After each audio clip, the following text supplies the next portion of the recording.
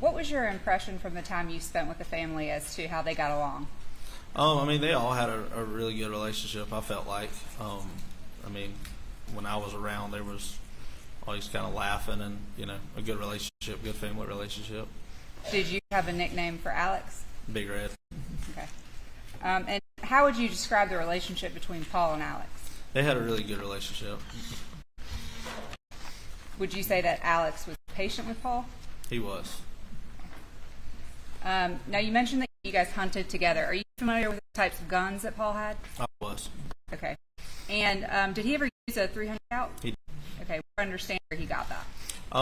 Buster and Paul got two for Christmas one year. One, Buster had a black one, Paul had, and they were at Murdaugh, and then Paul's went missing or got stolen, whatever happened to it, and then there was just a black one at Murdaugh that we used more or less. Okay. When you were at Murdaugh, what did you do with Paul? Rode around, played around at the house, messed around at the sheds. We would go ride the buggies, ride in the truck, go fish, go hunt, go farm. When you rode around at Murdaugh, what vehicles would you ride in? It really depended, honestly, what was closest to get into from the house. It was, sometimes my truck, sometimes Paul's truck, sometimes golf cart, Ranger, whatever we felt like riding. Okay. Did you ever ride in the black Ford F-150? I did. Okay. And are you familiar with where the kennels are located? Yes. At Murdaugh? Okay. And if you and Paul were at the house, would you guys typically walk to the kennels, or would you drive down there? We would never walk. We would drive or ride them. Okay. And were there ever times where you noticed Paul with guns in his trucks on Murdaugh? All the time. Did he have the 300 blackout with him in the trucks? A lot of times, yes. Okay. And were there ever guns left in the shed by the dog kennels? They were sometimes, not a whole lot, but they were, sometimes left there and then picked up later. Okay. What about the hangar? Same. Now, Maggie. Tell me about Maggie. She was, she was a sweet woman. She would, do what she treated me like I was one of her own. Just really, really sweet woman. And would she go down to the kennels? She would. Okay. How would she get there? It just depended, really. She would ride her car sometimes. She would walk sometimes. She would ride her bicycle. She would ride a race golf cart. However she felt like getting out. Okay. Let's go to the day of June 7th. Okay. Walk me through that day. That morning, I got up and I put the ball over the weekend or Friday or one of those days. CB had sprayed the sunflowers, and so I got out to Moselle that morning and rode by the sunflowers to see if they were dead yet, and I noticed that they were dead. Then Paul and I talked around 10 or 11 that morning, and about coming up with a plan about how to get them up under and replanted. And I went to work and stayed at work all day pretty much. We were supposed to go out that afternoon and start plowing the sunflowers under, and I got stuck at work late and talked to Paul that day, and I wasn't going to make it that night. And then so I went home after work, and then I got the call around 10:30 or so, 11, sometime around there. Came back to Moselle, and everything had happened. To Paul that morning, any understanding did you have as to where he was? He was in Okatee. He was for John Marvin at the time. Okay. You guys made plans to meet at Moselle that That's afternoon. right, yes. Okay. You called him, if any understanding you have to where he was. When I talked to him on the way home, he was driving from Okatee to Moselle when I spoke to him. Where were you when you got the news about Maggie? I was at home. Okay. Did you go to Moselle? Okay. Did you see Alex? I did. How would you describe him? He was pretty distraught. When I He and I saw each other, and we kind of walked towards each other, and he gave me a hug and just started crying, and told me they were gone. Maybe I'll have support.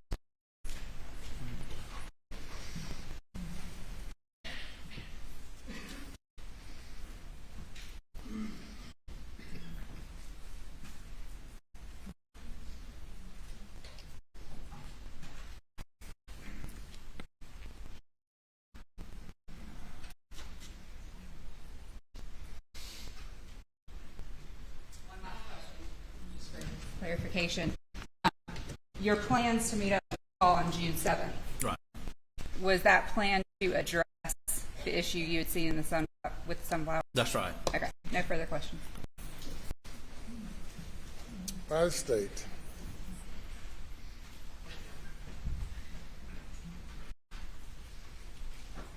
Nolan, good morning. How are you? Good. How about you?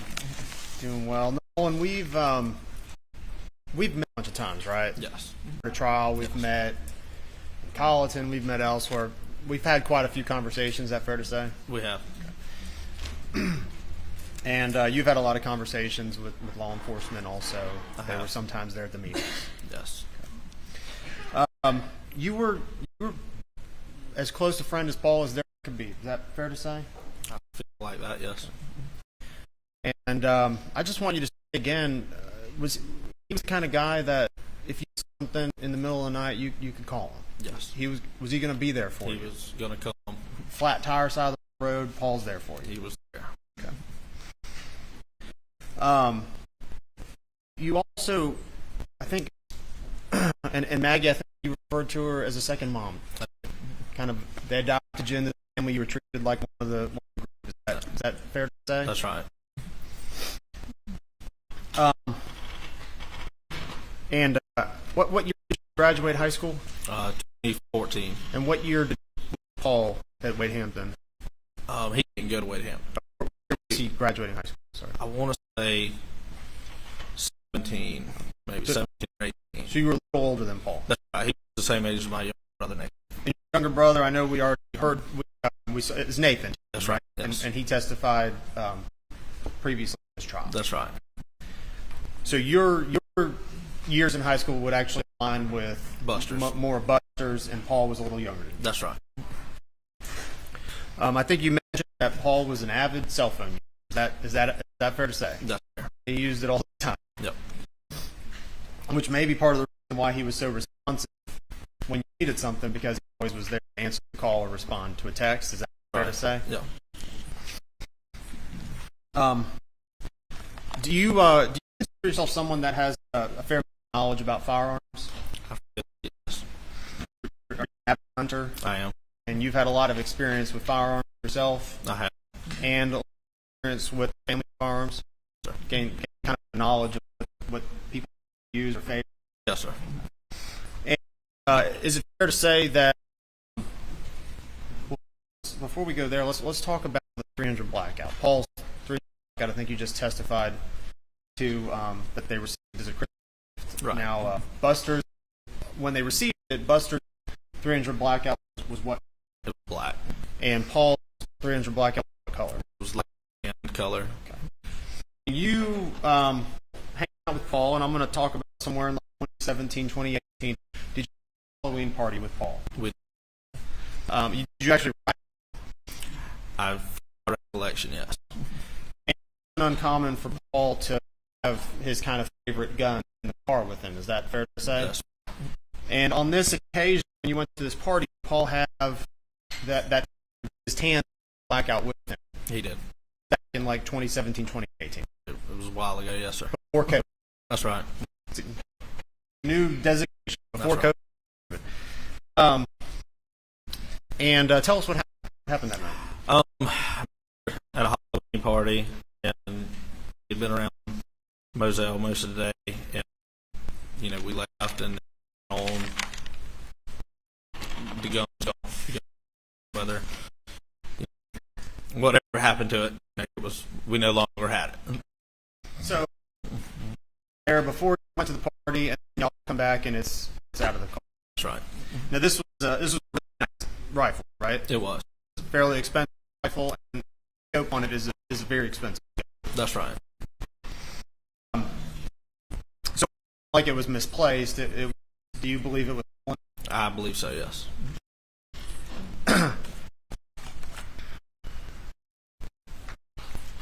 All right.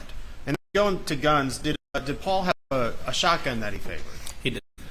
Was he? And if you pay attention to trial, I watched him, yes. without going ahead and rooting through the guns, is it that camo color Benelli Super Black 3 that the state has in evidence? That's right. That's Paul's. That was the one he found, yes. And then, did Paul also have a 300 blackout on him at all times? He did, most So what times. did Paul do after his rifle was stolen? What did he do then? When his rifle was stolen, he more or less took it to his own. So.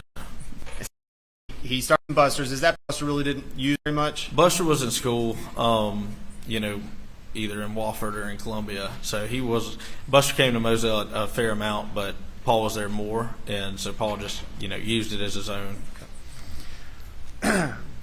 And then Buster had a shotgun he'd favor. I think we'd already heard about it, but is it a Benelli Super Black Eagle Model 2? That's right. And do you know the differences between the Super Black Eagle models? I do. Then I think your brother already testified to that, but there's markings on the shotguns that you can look at and tell if you know what you're looking for. That's right. And then I believe Alex favored a Super Black Eagle Model 1. That's right. He So- either shot the 1 or the 2. So we have 1, 2, and 3 models. Right. For the same Benelli Super Black Eagle, but models 1, 2, and 3. That's right. And those are all 12 gauges typically that was used That's as right. a kind of general use. I think you also mentioned that about guns being left down at the kennel area. You said it was occasional. Is that fair to say? That's fair to say. They weren't stored down there, right? That's right. Permanently. Nothing was stored down there. No, nothing was stored down there. And it was usually, if guns were left, would it be mostly in just the hunting seasons? That's right. Okay. It would either be during, the hunting seasons or, if Paul was cleaning out his truck, he would.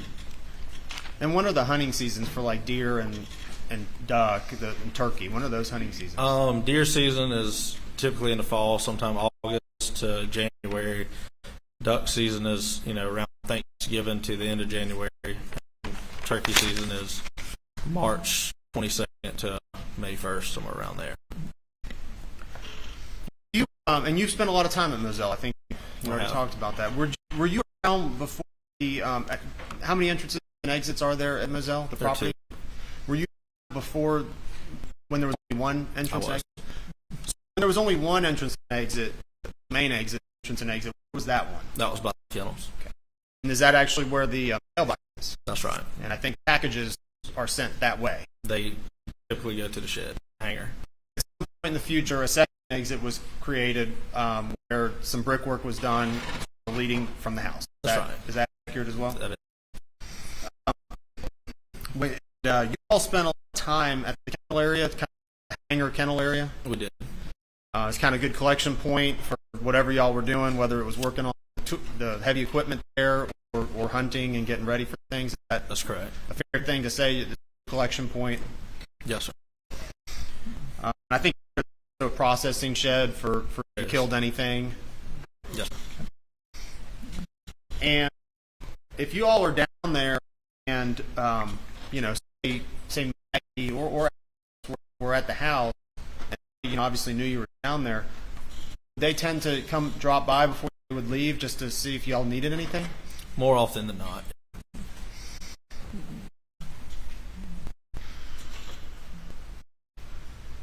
All right.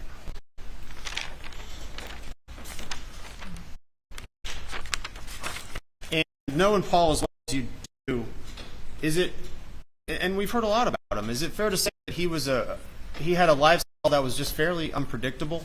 Absolutely. I mean, he was traveling the state, whether it was Columbia, Charleston, the Low Country, wherever. He was everywhere, right? That's correct. And he actually closed in many different places just for that reason, because he was such a traveler. He did. So you talk to him almost every day, right? That's right. But for those that maybe weren't so close to him, it would be fairly hard to even know where he was going to be on any given day. That's right. Unless he's in frequent contact with him. Right? That's fair to say. Everywhere. Any given day, during the week, who knows where he could be. Mm-hmm. Fair Yes, to sir. say?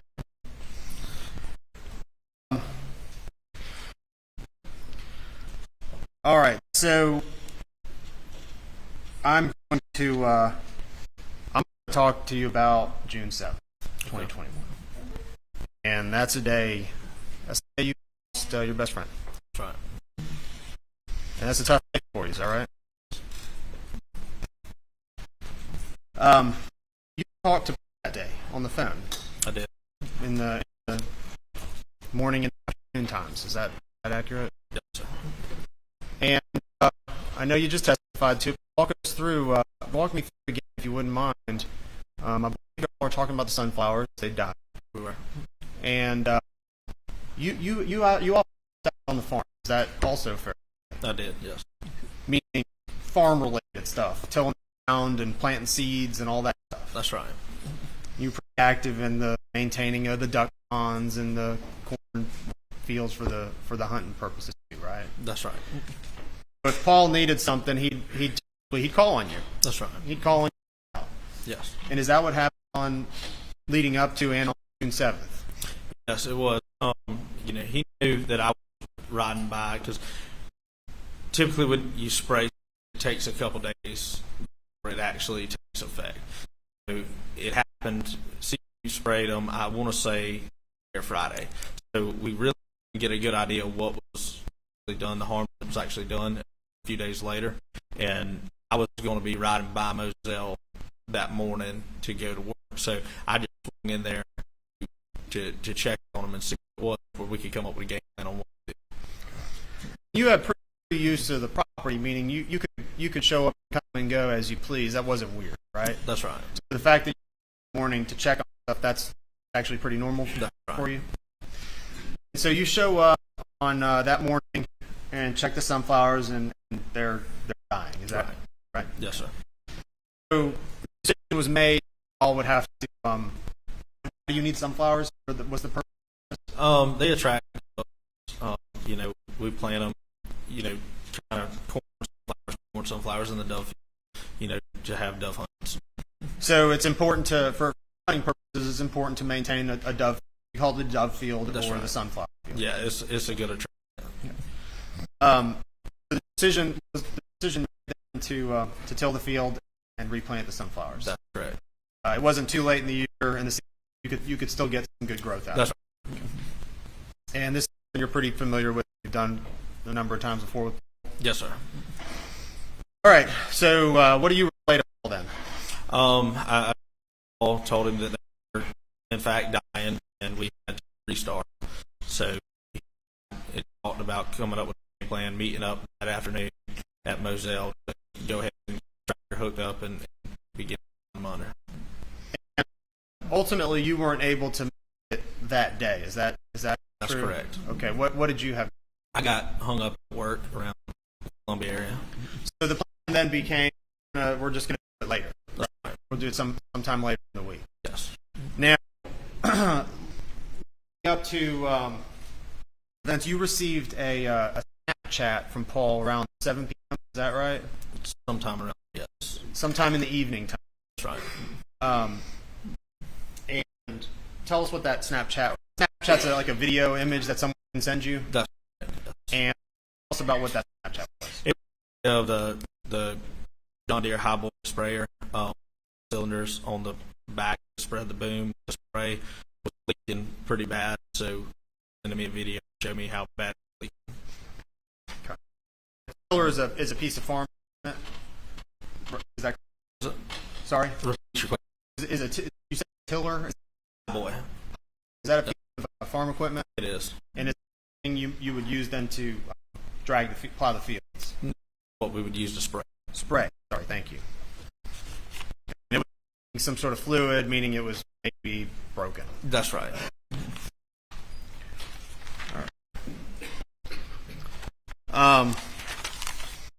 Now you've in all the times we've met, a number of times. Did you have a chance to listen to what we call it kind of kennel video? I did. And did you when listening to it, did you identify the voices on that video? I did. Having known only what voices did you hear on that video when you Paul, heard it? Mr. in it, Mr. Elliott.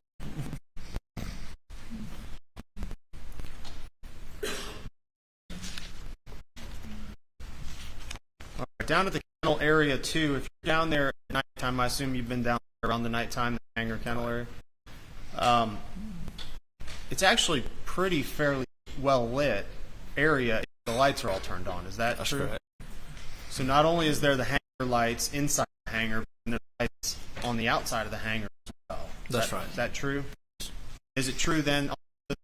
Or have lights, both fan lights and overhead lights? Correct. So if you're out in the middle of the night, even though there may not be any street lighting or anything like that, the kennel area and the hangar are all brightly lit with like fluorescent light. Yes, sir. And would you see lighting if you were at the Mizell house? Would you be able to look down if it's nighttime? Would you be able to look see the well lit area? You could, yes.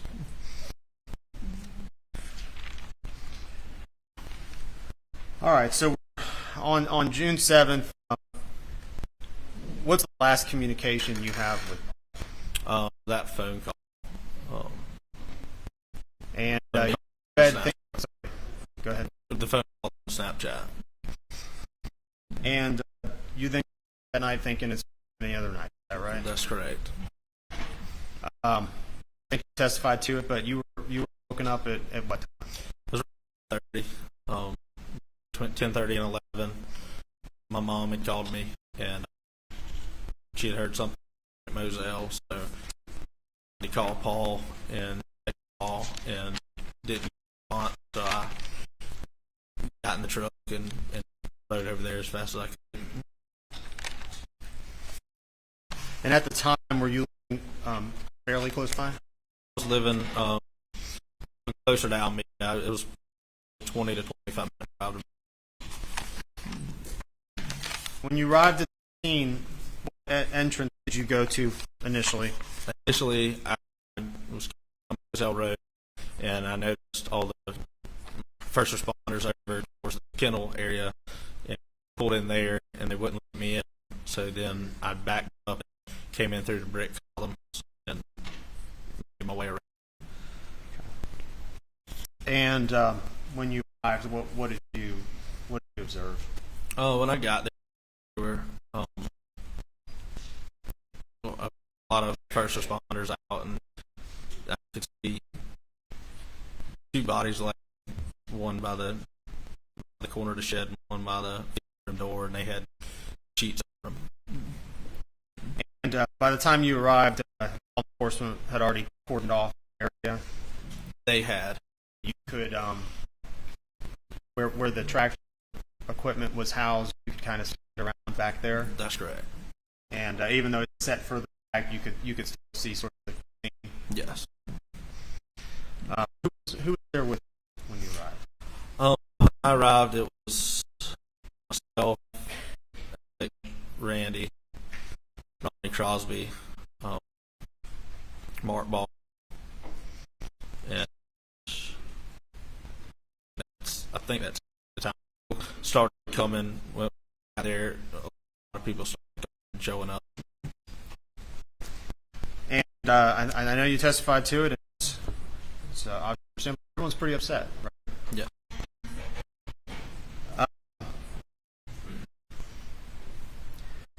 And when you have a chance then to interact with Alex. I did. He here today? Yes. Sitting at the council table right there in between his lawyers? Yes.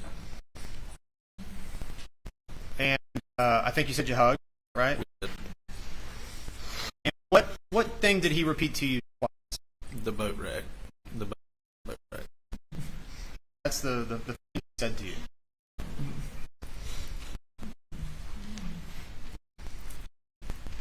And so ask you to get in touch with Rogan. He did. And you know Rogan Gibson I do.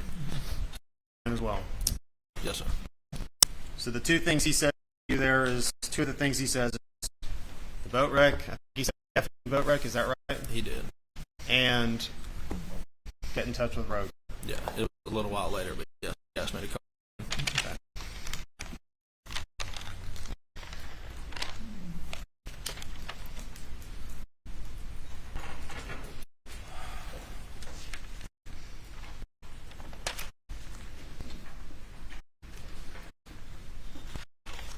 Beg the court's indulgence.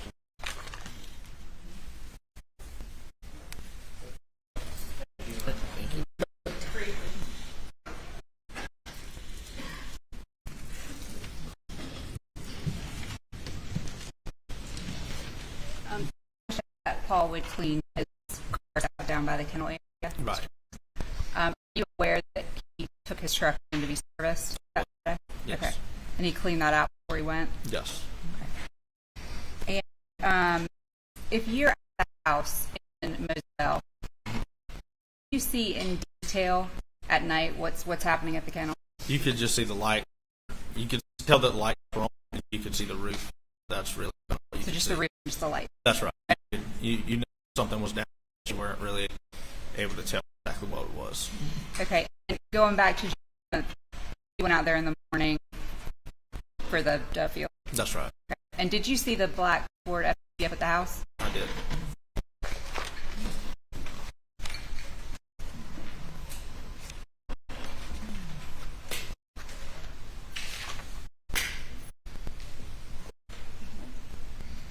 Thank you. No further questions. Thank you. Well, thank you.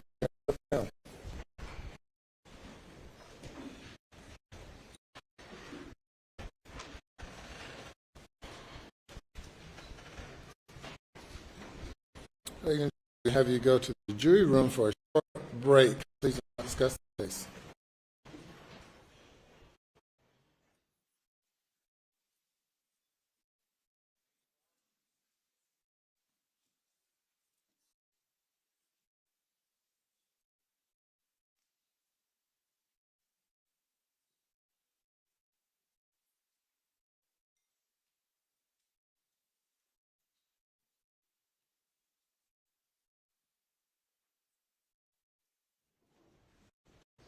Everyone, be seated.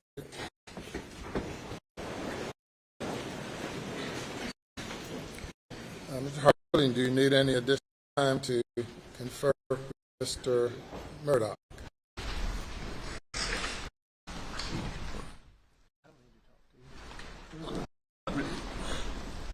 Indicates he doesn't need to talk to me.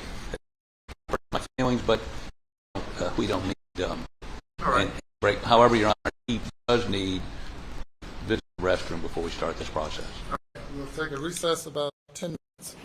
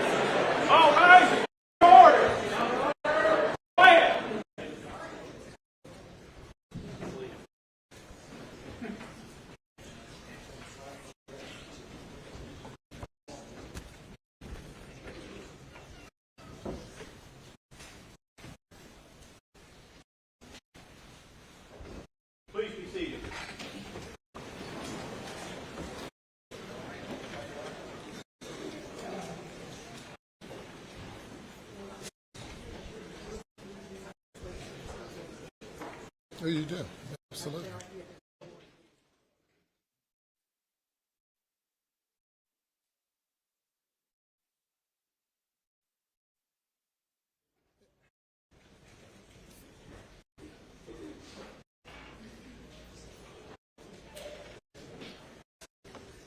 May I bring the jury?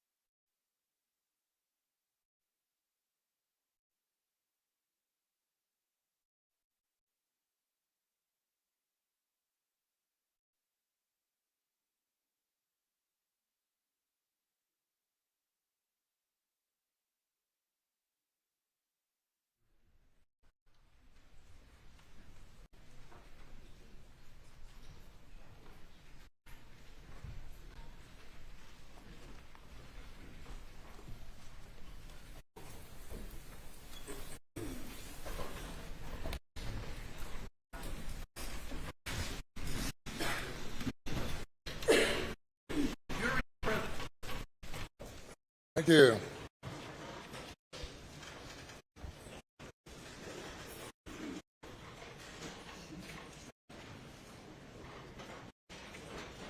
Ma'am, you will not be able to sit.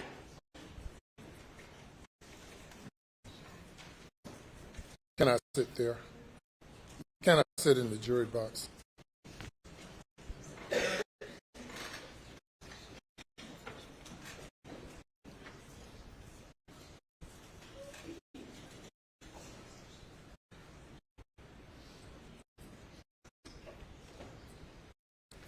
You may call your next witness. Thank you, Your Honor. The defendant, Richard Alexander, wishes to take the stand.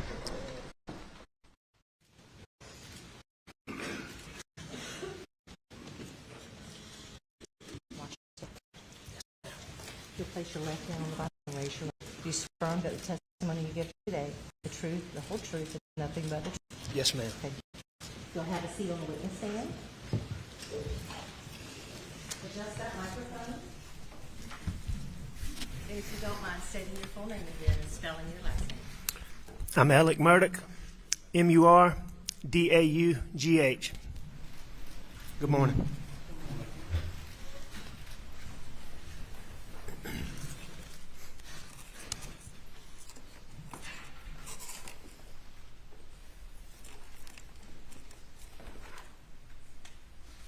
Mr. Murdaugh, on June 7th, 2021, did you take this gun or any gun like it and shoot your son Paul in the chest in the feed room at your property off Moselle Road?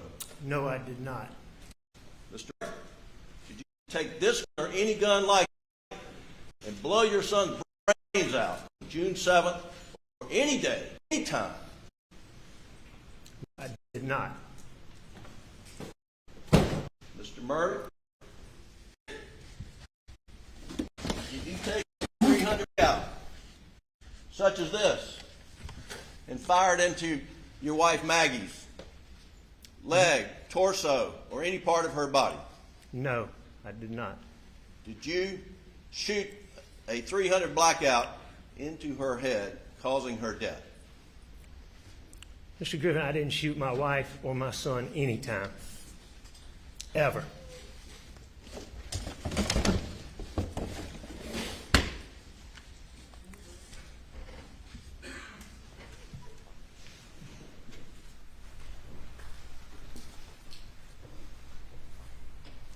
Mr. Murdaugh, is that you? On the kennel video at 8:04 p.m. on June 7th, the night Maggie and Paul were murdered. It is. Were you back at the kennels at 8:44 p.m. on the night Maggie and Paul were murdered? I was. Did you lie to SLED Agent Owen and Deputy Laura Rutland on the night of June 7th and told them that you stayed at the house after dinner? I did lie to them. You lied to Agent Owen and Agent Croft on the follow-up interview on June 10th that the last time you saw Maggie and Paul was at dinner. I did lie to them. And in the interview of August 11th, did you tell Agent Owen and Agent Croft, did you lie to them by telling them that you were not down at the kennels on that night? Yes. Alec, why did you lie to Agent Owen, Agent Croft, and Deputy Rutland about the last time you saw Maggie and Paul? As my addiction evolved over time, I would get in these situations or circumstances where I would get paranoid thinking. It could be anything that triggered it. It might be a look somebody gave me. It might be a reaction somebody had to something I did. It might be a policeman following me in a car. That night, June 7th, after finding Mags and Paul, don't talk to anybody without Danny with you. All my partners were just repeatedly telling me that. I had a deputy sheriff taking gunshot tests from my hands. I'm sitting in a police car with David Owen asking me about my relationship with my wife and my son. And all those things coupled together after finding them, coupled with my distrust for SLED, caused me to have paranoid thoughts. Normally, when these paranoid thoughts would hit me, I could take a deep breath real quick and just think about it, reason my way through it, and just get past it really quickly. On June the 7th,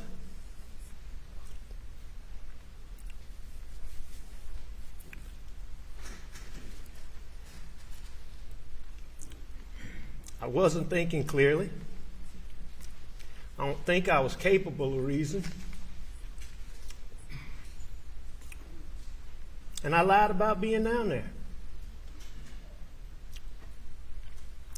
And I'm so sorry that I did.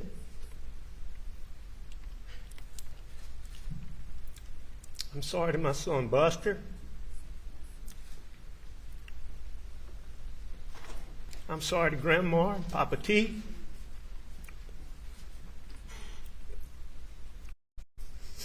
I'm sorry to our families.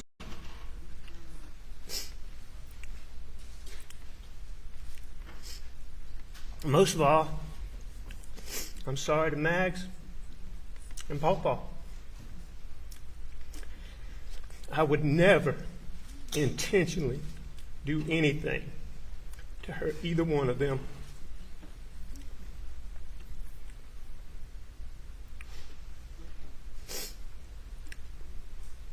Ever. Ever. Did you continue lying after that night? Did you not? But once I lied, I continued to lie. Yes, sir. Why?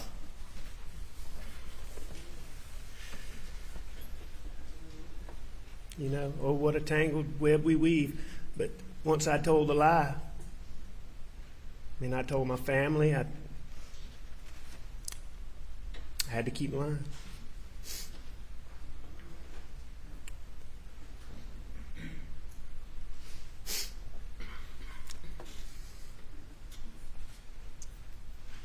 Alex, tell the jury what happened on the evening of June 7th, starting when you met with Paul. I'd been at work that day, a fairly normal day. You mean start in the morning or? Sure, in the morning. It was just a regular morning. Maggie was to go out of town.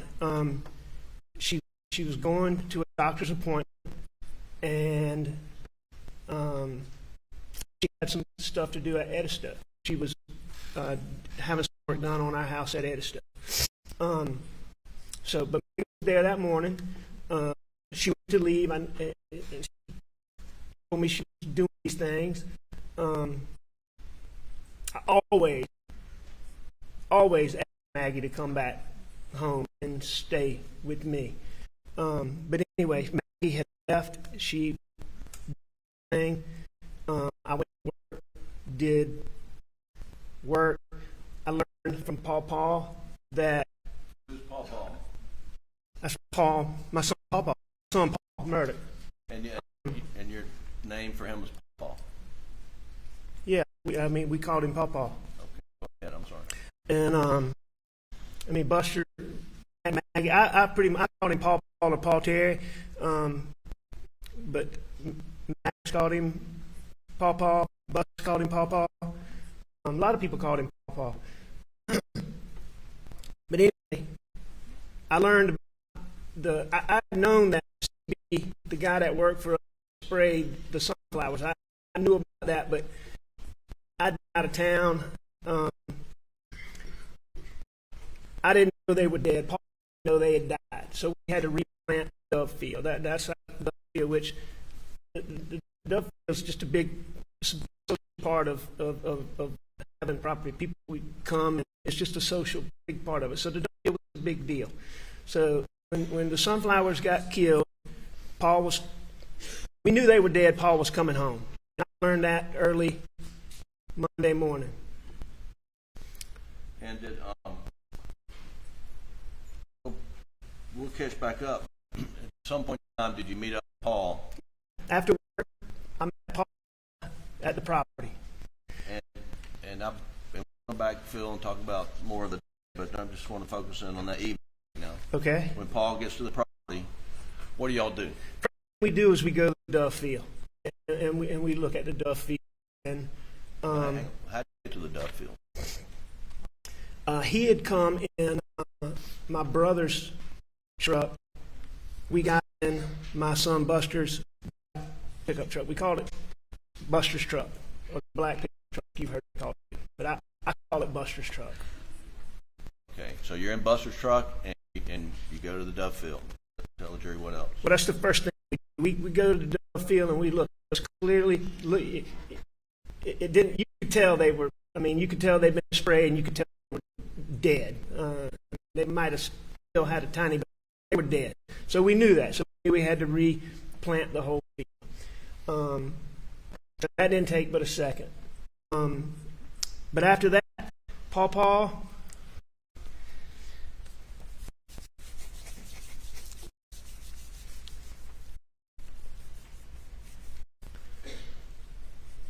We just rode the property. We spent time together. We rode around and we spent time together on the property.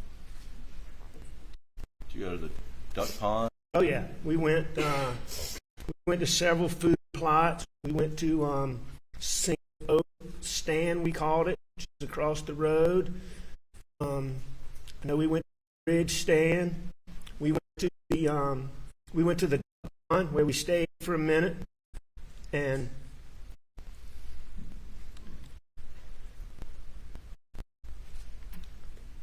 Did you?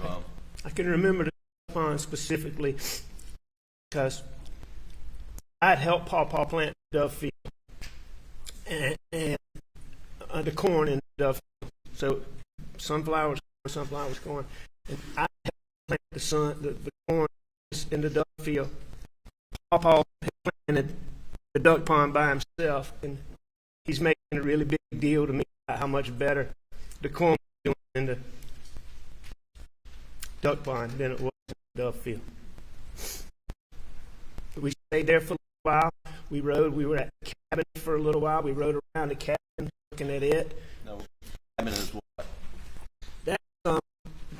It's just a little small, it's truly a cabin. It's a 4-room structure. It's got a living area, a little kitchen, 2 little bedrooms, and 1 little bathroom. And that's what you've heard talk about where the kids stayed some summers. And, Is that what the jury on overhead picture is right there on Moselle Road? it's right up on Moselle Road. It's very close to the drive that goes to the shop and the kennels. Spending time at the shop, you think? I mean, the shop, that was sort of the hub. That was the main place. If you were at the house, you might be out going to this field or this food plot or this duck pond or this part of the river, but the shop is where the kennels were located. That was, you were always there. Something was always going on. You're always doing something there. That's where all the tools were. That's where all the equipment was kept. That was the main hub. Right. And so we were there that day. There was a point in time where we unloaded a bulldozer that had been on a different part of the property. It was on a trailer. We sprayed it down real quick. That was just one of the many things we did that day. One of the things the jury's seen, Alec, is a Snapchat video of you doing something with a tree. Do you remember that? Oh yeah. And so what's happening there? Part of when we were riding that particular location where that was is that food plot that we called Sawtooth Oaks. and it was named that because there were some sawtooth oaks that were planted there that you can't see in the picture. But what that tree, all these food, there's where it's not as big as a field, but it's like a field where you plant vegetation for wildlife. Like it might be cowpeas or soybeans. You plant, and then there's a to attract. Then we planted these fruit trees on these stands, and what you see me doing is fooling with a fruit tree. I've been tending to it had fallen over. I had straps on it. I had strings on it. One of the strings popped. Undid the other string. It was falling over, and Papa was laughing at me, trying to get it back up. And it was just a fruit tree that I've been dealing with for really years. And Stand up straight. and were you and Paul having a good time at that point?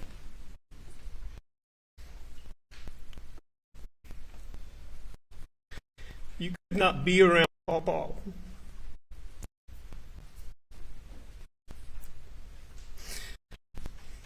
You could not be around him and not have a good time. Were you close to Paul?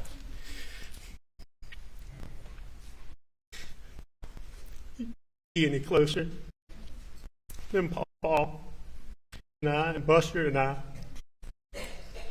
were in awe. He's just wonderful. Wonderful. Was one of the things you enjoyed doing together was riding the property? I love doing anything with Paul.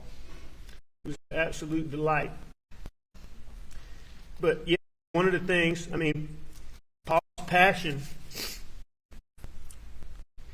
Paul's passionate about a lot of things, but really a passion is. I mean, he loved to work it. He loved to work with fields. He loved to work with food. He loved to hunt. I mean, he work on the roads. He would work on all of it. I mean, he would work on the structure. I mean, he worked on the whole property. It was his passion. So on the evening of the 7th, I mean, the jury's been inundated with data from various sources, but Sure. just ballpark, knowing what went after. Roughly, you remember Paul getting there and you getting there and around the property? Benefit of seeing all of these records. Paul got home, I believe, a little bit before 7 o'clock. And I got home a little bit before him. I think the details have been that I got home around 6:42 or 6:45 or something like that, and Paul got there, quickly thereafter, by 7 o'clock. So you rode the property for a while. Do you remember when Maggie arrived? It was later. It was 8 or after 8. I think it was after 8. Looking at the record, a little bit after 8. And do you remember her arriving or where you were when she arrived? I believe that I was at the shop when she came through, which would not be unusual for her having been away. If Blanca had gotten the mail or somebody got the mail, maybe not. If somebody had not gotten the mail, it would be normal for her to pull through there. And I believe she did pull through that day. And Paul and I were at, I believe. And then what did you do after Maggie arrived? Maggie to the house, and I knew that. Shortly after, however, I learned that Maggie got home, I went to the house when Maggie got home, and I left Paul in the shop. So what did you do when you got to the house? I saw Mags, and I took a shower. The clothes that we saw in the Snapchat video was that the clothes you had on that day? Yes, those are the clothes I had on at work that day. And the jury's seen you in those clothes. And on June 7th, how tall were you? How much did you weigh? On June 7th, well, I'm a hair over 6 right at 6'4". On June the 7th, I was about 265 pounds, 264, 265. And this was in June, not June 7th. Yes, sir. When you're outside, riding around, hot and sweaty. Absolutely. I've done some things. Unloaded the bulldozer, cleaned the bulldozer, we'd fool around. Yeah, I mean, I sweated. I was heavy, and taking prescription pills also makes you sweat, or at least taking oxycodone makes you sweat more than you normally do. Is it unusual for you to take a shower when you get back to the house? Not at all. And after you took a shower, what did you change in? I changed that you've seen in this trial. Shirt. Okay. When you got out of the shower and changed clothes, what'd you do next? I went back out where some pawpaw were, and What were for they? dinner. Max had, as you've heard, Blanca had prepared dinner, but it earlier. Mags had fixed. I know Max had fixed mine and her plate because I fixed a plate. She may have fixed Pawpaw. Pawpaw was eating, and Pawpaw was almost done eating by the time I got back out, which wasn't unusual. I mean, Pawpaw was always on the go. I mean, he never sat still. You know, he'd sit down to eat, but he's on to his next item. So then Maggie and I ate. And you all eat at the table? You eat, what's your normal habit? We would do both. We ate at the table. It was more formal, or not formal, but more organized thing. Formal, what we normally do on a regular evening is we would eat in front of the TV. And that's where we ate that. I ate on the couch, the table. Maggie had a little TV that she kept over there, and Pawpaw would usually sit in the counter and eat off of the box. Was the TV on? Yes, Was that normal for the TV on? yes. TV, if we were in the house, TV was on. What happened, Alec? Pawpaw moved on doing what he was doing. I don't know if he was in one room doing something, or he was in his room doing something, or he was outside doing something. I actually had gone to the shed, but in looking at to the shop, but in looking at the benefit of having records that we have, I know he was still at the house or somewhere around the house doing something, but he wasn't in there with Maggie and I. But Maggie wanted to go to the kennels. I had eaten dinner. I laid back on the couch where I was sitting. Maggie wanted to go to the kennels, and she asked me to go, and I didn't go at that time. I didn't want to go. Why didn't you want to go? It's hot. I just shower. I knew I'd end up doing more work, sweating more, and the dog was always a chaotic scene, and I just didn't want to go right then. Well, let me ask you, what did you do on the days, like Friday and Sunday? With Friday, or Yeah. go back? Yeah, start with Friday. On that, Just brief. so 7th, 6th, 5th, 4th, June the 4th,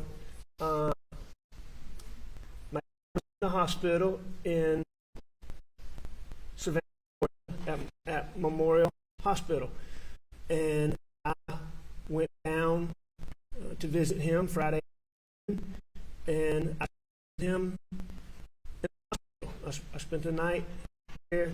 You know, he was real sick. I mean, he was having a hard time. Did you get much Friday night? No, I mean, they real sweet found me. At first, there was just a in there like this, but the nurse found me a soft chair, sort of like a recliner. So, I mean, I'm sure I slept. I didn't sleep. I didn't get a night's sleep. No. And then Saturday, Sunday, you tell Saturday, we had plans with Buster in Brooklyn. Y'all heard about Brooklyn? Buster's wonderful little girlfriend. And Max and I had plans with them to meet them in Columbia, to go to South Carolina baseball tournament. South Carolina was playing Virginia, I believe. So when I got back from Savannah and met up with Mags, at some point we headed to Columbia. So, I mean, there wasn't a lot going on in between there. We headed up to Columbia and met Bus. and you did stay in Columbia Saturday night. We did. We went to the ball game, and I remember it was an evening game. We went pretty early and tailgated. Maggie had reconnected with the college student, coincidentally had married a college friend of mine. Son that played for Carolina was a first baseman and a really good little player. And we met them and tailgated with them, and it was a lot of fun. They had a lot of the parents of the players playing for Carolina, and it was a fun time. We tailgated, and then we went. It was a night game, so we went. The game got over. It was fairly late into the evening, and after that, Bus, Brooklyn, and Mags and I believe we went to the restaurant in the hotel where we were staying, but we went, had dinner, and then Bus and Brooklyn went home, and of course Maggie and I went to our room. And then get up the next day, and was there another game? Another game the next day. That's right. And, After that, you head back to the motel with Maggie. I went to the game. That's right. Mags and I go back to Moselle. The jury's about, I think Ms. Rass talking about you bringing Krispy Kreme donuts to your dad. She spoiled my dad. Always taking him something. My dad loves sweets, and I picked up donuts, Krispy Kreme donuts to him. And then y'all both spent the night together at Moselle on Sunday night. Did you both spend the night at Moselle on Sunday night? And the 7th was. That's right. It was a Monday, June the 7th. Hang on. Oh, I'm sorry. Was Monday 7th a work day for you? Yes. Okay. And I just wanted to moving forward. When you talked previously about Maggie asking you to go to the kennels, were you tired? Oh, yes, I was tired. And you just had a shower. Just had a shower. And you said, did you go with Maggie to the kennels immediately? No, I did not. Did you do? She leave? Yes, she did. She left and Paw. Do you know how she got to them? At the time, I didn't. Now, looking at these condensed records and understanding the timeline, to me that she rode with Paw. And did you stay in the house? Yes. For how long? I laid on the couch, put my feet up, and like many times when Matt asked me to do something that I didn't do or didn't start out doing, I changed my mind and I went out there. And I did. Did you get to the? I went on a golf cart. Was it golf cart at the house, the main house? Yeah, it was there most of the time. And when you got down to the kennels happening? It's what I thought it was. It was a little bit of chaos. I mean, it was clear to me that Mags had just let the dogs out. The two dogs that were out were really her pet dogs. One, Grady, you've heard about a black lab. That's Grady. That's Buster's dog. And the other, the yellow lab that you've heard about, that's Bubba. Bubba was mine and Maggie's dog, but really mine, Maggie's, Bus, and Pawpaw's dog. It was a family dog. But it was a dog I hunted. I mean, Maggie loved Bubba. She loved Grady too, but I mean, she had a special place for Bubba. But anyway, when the dogs first were let out, the first thing they would do is, if you look at the overhead picture that you see, there were planted pines behind the kennels. So you got the kennels and the chicken coop forming, and in that area was some planted pines. The first thing the dogs would do is go out in that kennel. You know, Bubba and Grady, I think, learned this. Grady would do it too, but Bubba had to mark every tree. I mean, he would go and he'd do a little number on this tree and that tree, you know, dogs do, and just marking his territory. And so that's the first thing those dogs did when I got there. Those dogs were in that area, so that's why I believe that it hadn't been long before they got out. Grady was chasing guineas, which was a normal thing to do. What guineas? Guinea fowl is like it's like chicken. It's a domestic bird that, you know, we have. They make a lot of racket. It's like I know this sounds silly, but it's like a guard bird, because anytime they just make a lot of racket. Anytime anything unusual is going on, if anything disturbs them, a person, it could be somebody driving up, whatever, they're gonna make a lot of racket. Grady's chasing guineas. Paul's fooling with Rogan's dog Cash. Maggie's just kind of standing there watching the dogs, which is normal. And they were in that place. As the dogs are out longer, they branch out more. But at that point in time, they were right there. So that told me they had been out a long time. Bubba catches the chicken.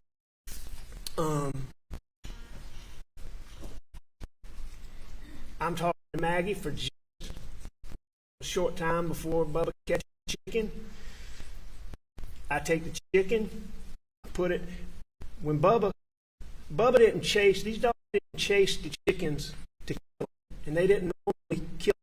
They did kill them sometimes, but it was about the chase with dogs, and they were proud when they caught one. You just tell Bubba would prance to you when he chicken to you. He was proud that he had caught it, but he was trying to kill it. And so the chicken wasn't dead. That chicken wasn't dead, but a lot of times they would be stolen and they would be just real lethargic. So you had to take it in and you had to put it up somewhere. You know, it could be by itself for a minute. Eventually, usually, you know, come back to normal and going about its, you know, whatever chicken does. The chicken out of Bubba's mouth. I did. I took the chicken from Bubba and I put it on top of that.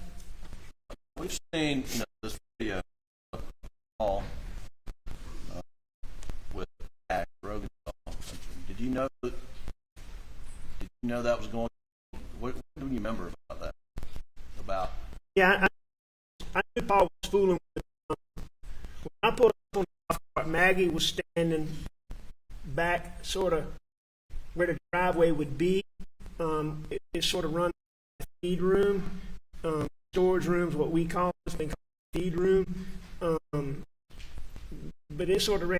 Maggie was a little bit further up. She could see back in that angle where the dogs were. Paul was fooling with Rogan's dog back towards the kennel. I remember when I first got there, Paul was more in the driveway. But then knew Paul was in the kennel fooling with, yes. But did I know I didn't know exactly what he was doing. Did you? I knew he was for sale. Was Cash in the kennel when you pulled up? Not my first. Or Grady have any collars on? Yes. Which both dogs? One dog, you remember? I don't know about Grady, but I know Bubba had his what we call a tracking collar. Paul hunting dogs. Paul had a series of collars, and I think there were 5, it might have been 6, but it's a tracking collar that had a device that where that collar was, so that as Bubba was bad about, he would stay close for a minute, but he would take off, especially on Maggie. He would take off and run. He had on a tracking collar that if he did that, you could know, okay, he's a half a mile down here. It's not going to follow him, but so far, but it would follow so you could go get the dog if he ran off, which Bubba frequently would do, especially when it was just Mags and Bubba. And so Paul probably would have been the one to own Bubba. So you've gotten the chicken out of Bubba's mouth and put it up on a doghouse or something? I believe, and I don't remember this, but I've seen pictures and all this. And I saw the sitting on top of what looks to me like a portable crate. Wherever it was sitting on there is where I would have put it up. If any reason anybody else moved that chicken, and that chicken did die. And what did you do after you got the chicken out of Bubba's mouth? I got out of it. I left. I went back to the house. Well, before we do that, seeing the dog kennel video with Cash and Mr. Davis, and we slowed it down for him. Do you see the hose in that video on the ground? Do you remember that? Yes, I did. Hose out? Obviously, in the video, but I don't specifically remember that, but I can look at the video and see. Right. But it's not something that I noticed. But you've seen it in the video here. Yes, sir. And the dogs were out. Absolutely. Bubba, Grady. And then you head back. How did you get back to the house? Same route. Same route. I came down the driveway, maybe left on. You saw my route. Car. I drove that same. Question obviously wasn't clear. What the vehicle you walked? What mode of transportation did you get to the house? Same way I came, in a golf cart. And it is the golf cart. If you remember that Mark Ball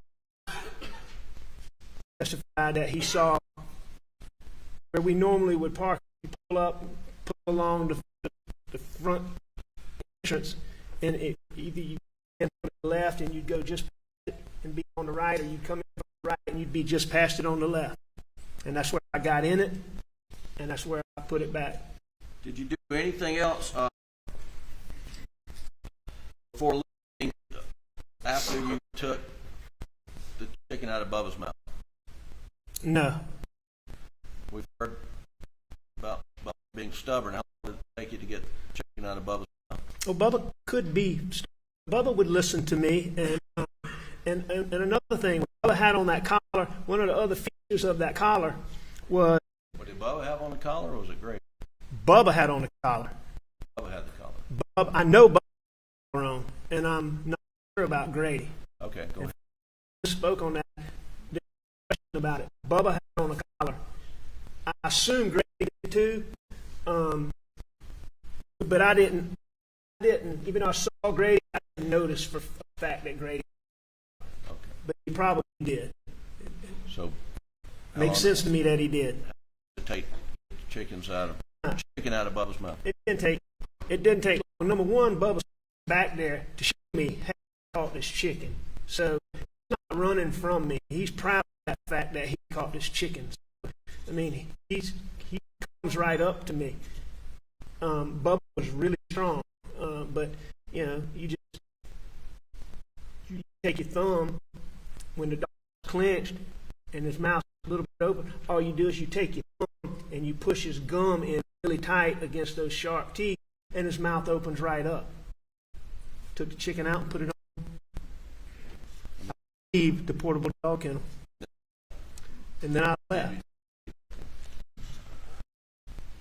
And did you go back to the house? I went straight back to the house, to the air conditioner. And what did you do when you got back to the house?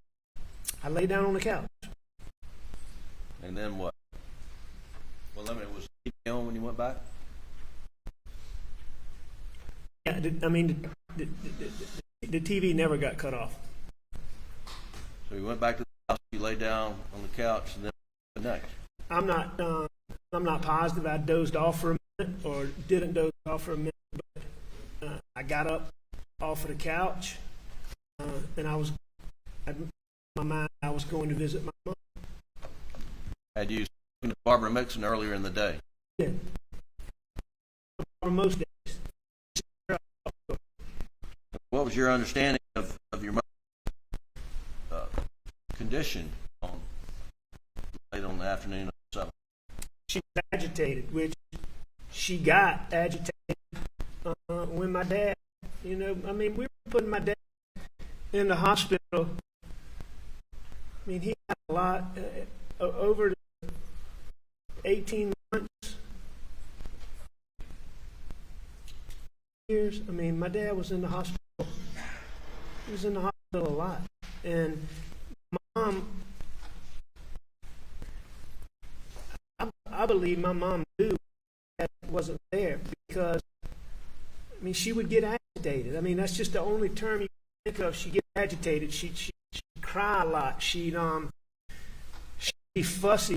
She normally wouldn't be fussy. I mean, she was, I know all unpredictable, but I'm convinced she knew because it happened frequently. And Barbara Ann told me, your mom's agitated. You need to check on her. I gave her medicine. She's resting. So it wasn't anything urgent. But she's resting. So what Barbara would do, and Barbara could handle her better than, I mean, my mama loved Barbara. My mama loved Barbara. Barbara could get my mom to do things that nobody else, when she asked for anybody else, including me or my brothers or my sisters, Barbara could get her, in order. And, but Barbara had given her medicine and to set her down and calm her down. And that would sometimes make her go to sleep for a little while. But then she'd be agitated when she woke up. So did you go to your mom? I did.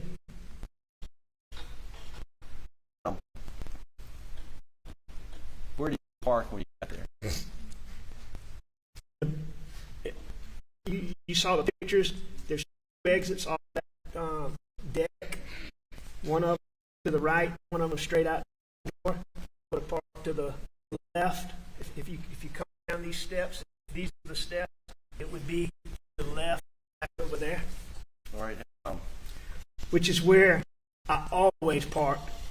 We always parked. Anytime you were going into that entrance. All right, I'm going to stop there. Ask Doug if you don't mind pulling up States Exhibit 524, which is the GM on data, and slide 38, which is in evidence.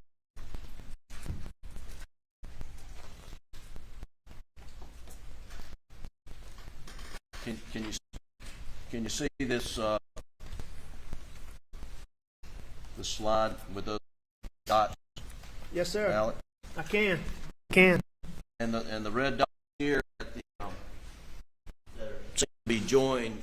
Where's that in relation to parents' house? Where the arrow is? Yes, sir. All right, that's back in the area where I'm talking about. All right, so if you look in this picture, all right, you see the open area, the green grass. That's the front door. Okay, yeah, that's the front door. If you look closely at the house, you can see a big dormer right in the middle of the roof. That's right over the front door. The white to the left of the house, that's like a parking lot where the driveway ends, and there's a parking pad. Like, so if you follow the driveway all the way to the house, you're going straight into the park. All right, about the carport door. Just to the left, before you get to the carport, is this area that you can see here. There's park driveway, mainly parking pad. All right. Doug, if you'll pull up Exhibit 130, please, sir.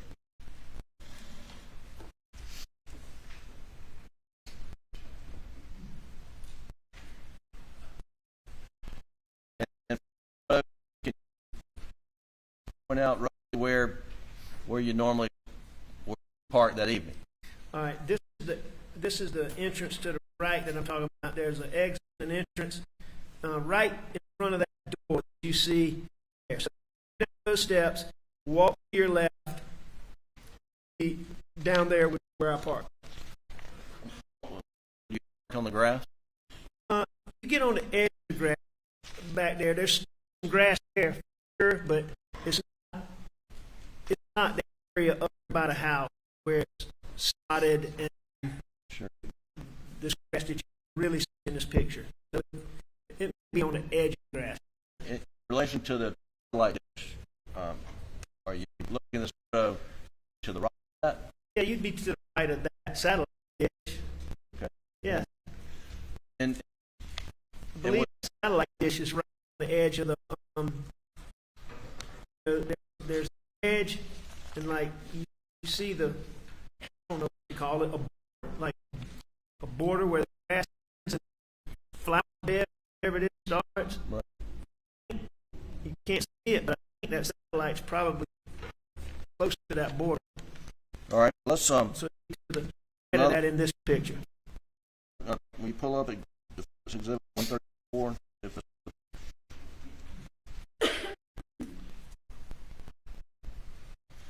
So Yeah. is the door that you're talking about, That's it. the stairs that where you would enter? These are the steps that I used that night that we always used. And one of the reasons being is my dad, this door goes into what we call the breakfast room. The breakfast room leads right into the kitchen. And so straight through this door, all of the breakfast rooms kind of to the left.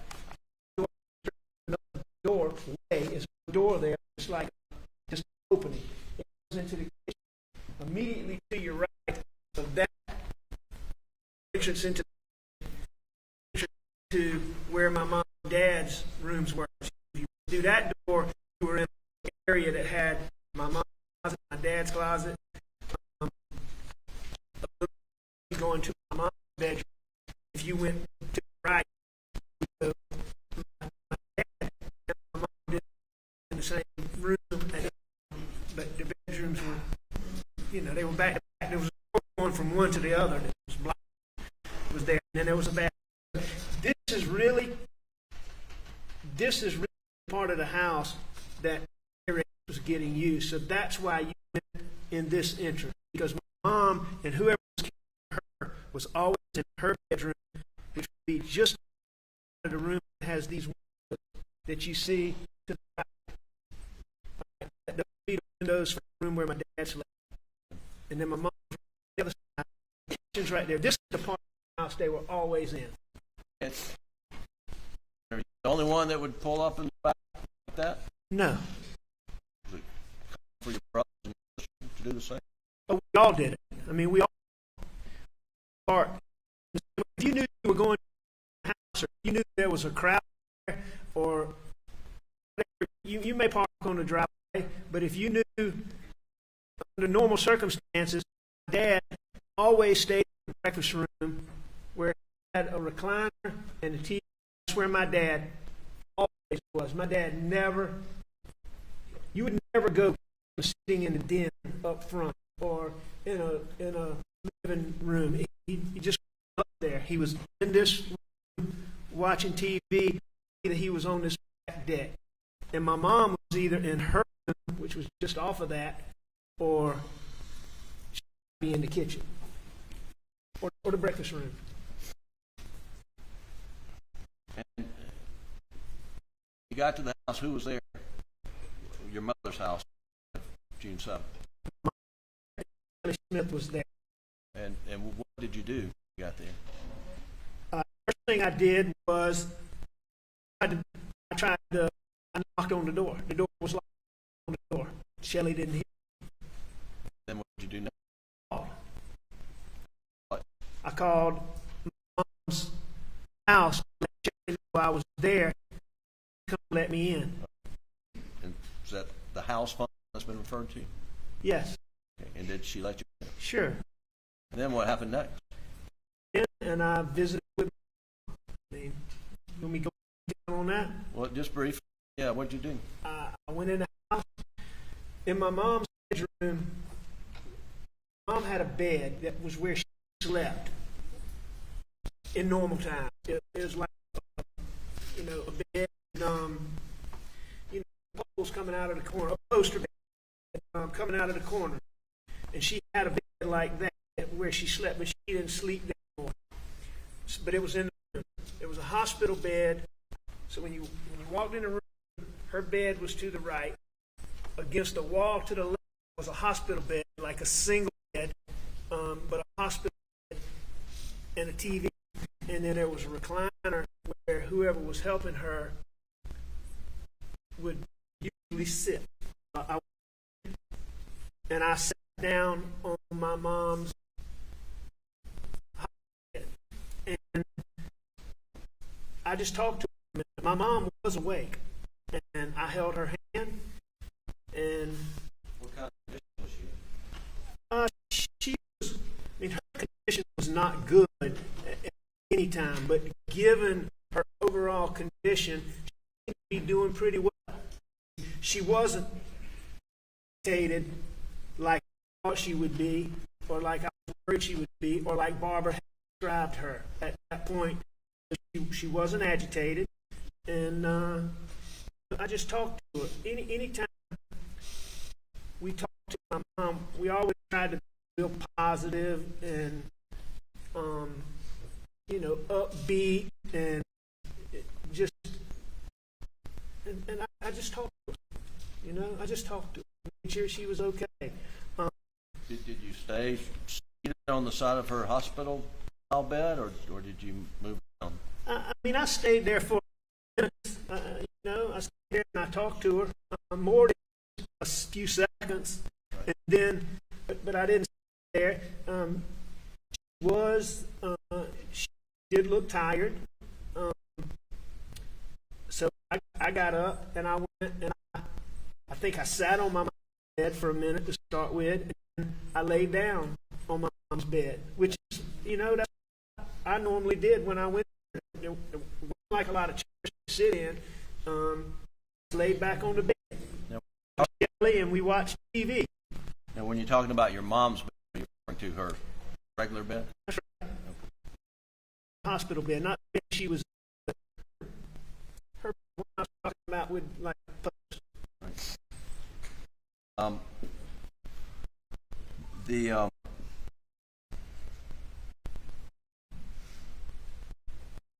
Let me skip some.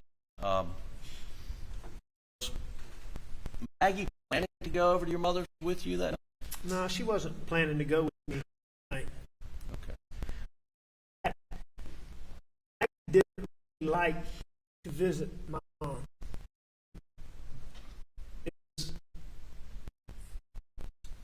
She loved to visit my dad, and she loved to spend time with my dad. And she spent a lot of time with my mom when my mom was healthy. But by this point, my mom was a shell. And she was a shell of her old self.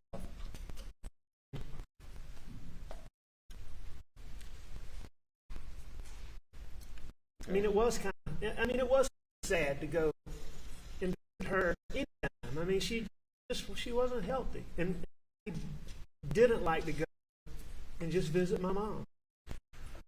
When you Moselle had to Alameda the evening after you come back to the house, Moselle, what Say that again? what exit did you use of the Moselle property when you were going to Alameda on the evening of June 7th? I went out the main gates, which is straight ahead. The two gates, there's the shop entrance. Actually, several entrances, but the main one used, there was an entrance by Doug, there was an entrance further down by Salt Oaks, but the main ones were the shop entrance and what we call the main entrance, the brick gates were. Did you go? Why did you go by the kennels on your way out? There was a reason to go by the kennels at that point, and I was going to Alameda, which that the main gate would be the gates that were closer.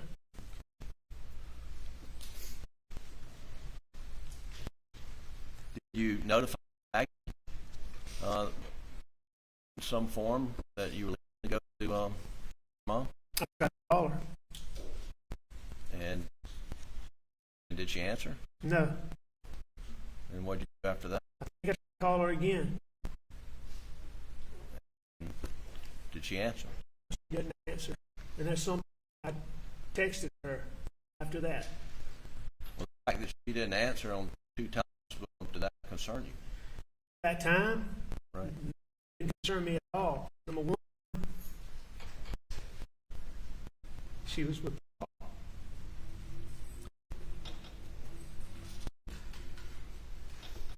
So, no.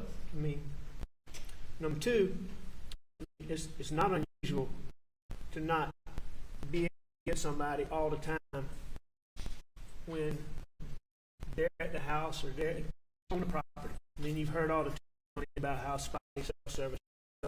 No, at the time, it didn't strike me as anything unusual. Okay. Now, moving back to Alameda, you spent time with your mother, and then you left to head back to Moselle. Is that correct? You drive straight back to Moselle. Yeah. Now, Alec, information from the telemetry data, perhaps some of this OnStar GPS data that indicates that at some point in time in your mother's driveway stopped for about a minute. Recall that data. What were you doing when you stopped? I was getting that I got, there's a console in the middle of and my phone had gotten in the console, between the console and the seat, where you couldn't do it. Were you, during that minute or however long it was, were you disposing of murder weapons, Alec? No. Were you disposing of? No. And your ride back to Moselle, was it driving faster than normal? However I drive, normal way that I.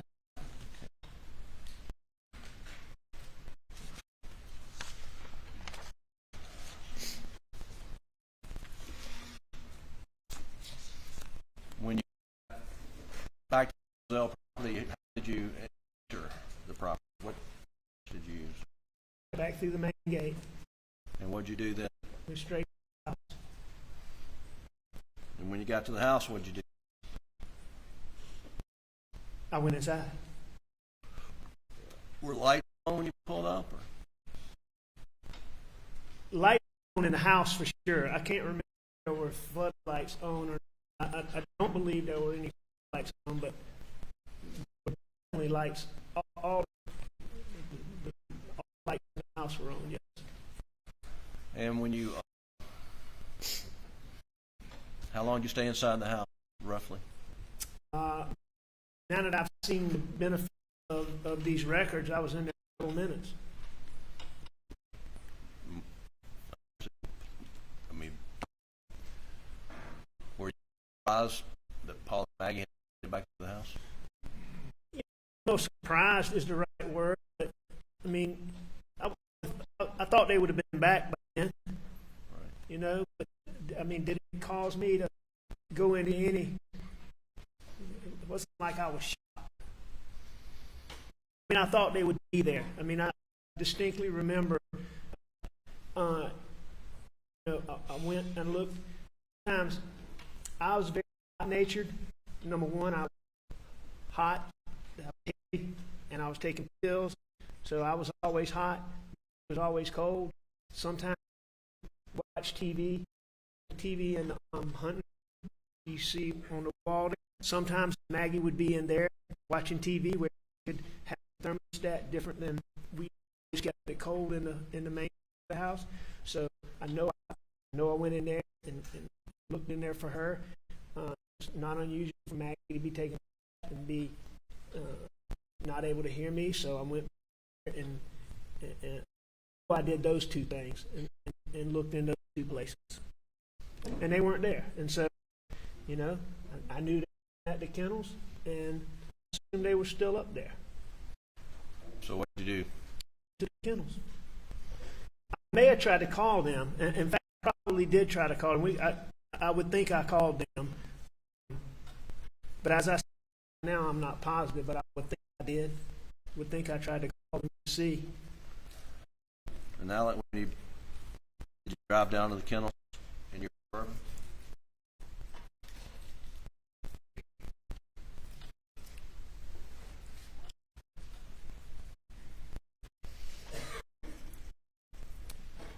I did.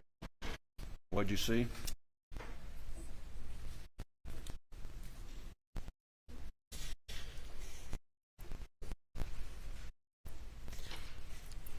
Y'all have seen pictures of.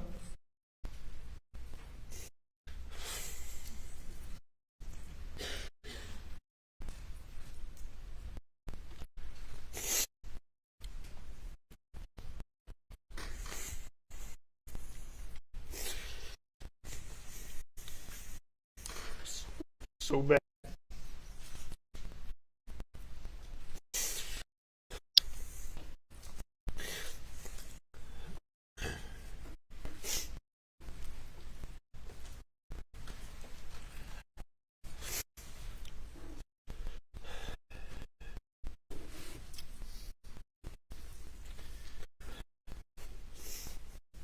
Some water.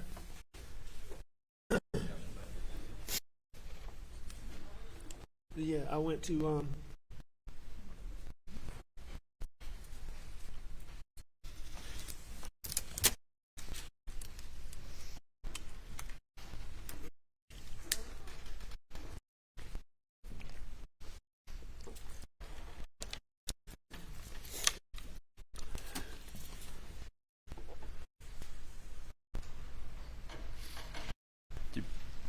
Did you see them on the ground when you're in your Suburban?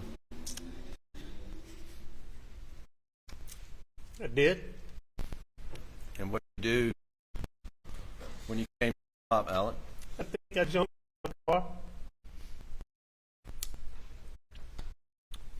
I'm not exactly sure what I did, but no, I got in my car. I know I ran back to my car, called 911.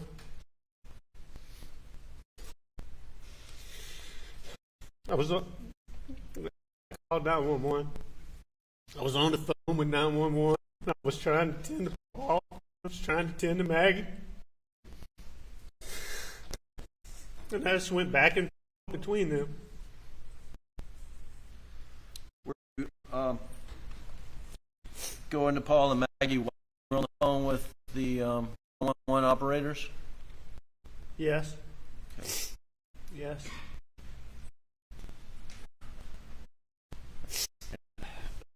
In a little bit, I'm going to play the 911 tape, but I ask you, and you've told law enforcement here in the court,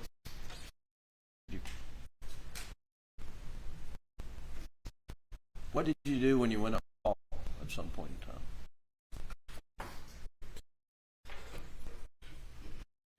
And Paul.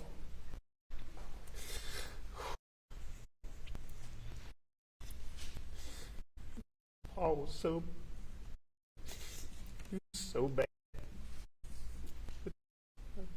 At some point, I tried to check him for faults.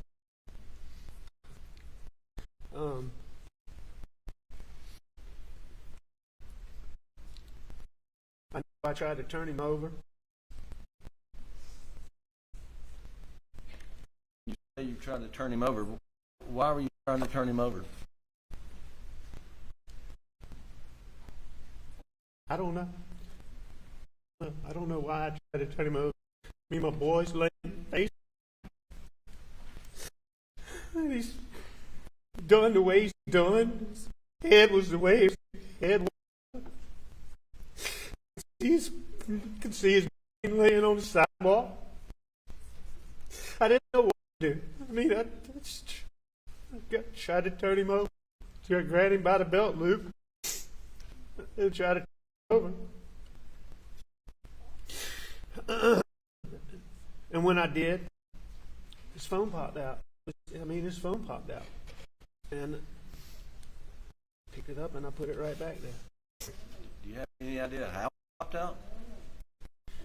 I know it came out of his pocket when I pulled the belt loop. When I pulled it over. And it popped out, and it popped right beside him. It sat right beside him. Were you able to turn Paul? I didn't know if I was able to turn him over. No. What side of the what side of Paul were you when you were doing this?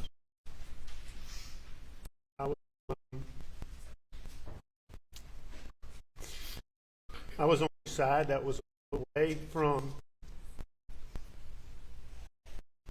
I was on the side that was away from my car was. Okay.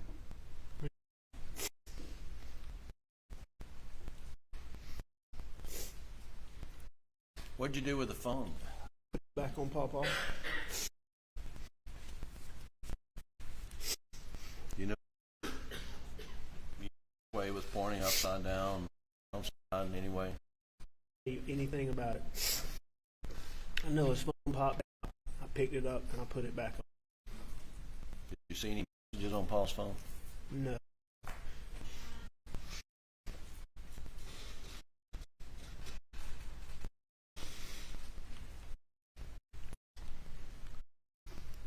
Did you go to Maggie?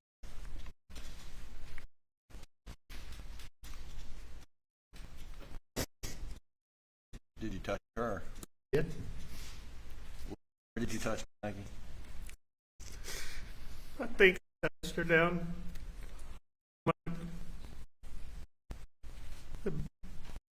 I don't know. If you ask me exactly, I think I touched her down around the face, but I don't know.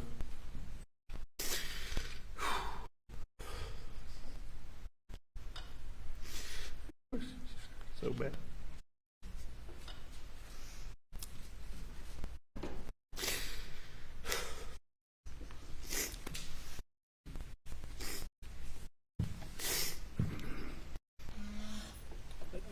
I know I went back and forth. Back and forth between them. I know I did. I'd like to play Doug the Collin County portion of the 911 call, which is in evidence, defendant's exhibit number 9. And Doug, this is the long version, the first clip, and stop it. Say stop it. 22 hours, 10 minutes, 9 seconds.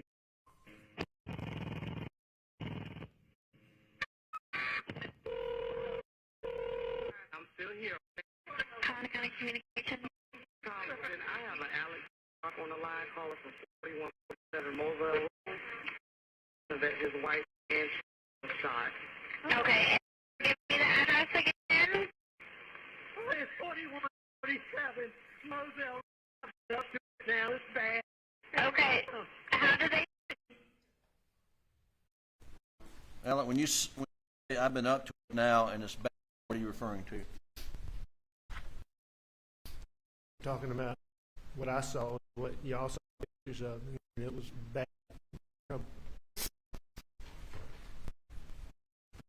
And it first got out of the car.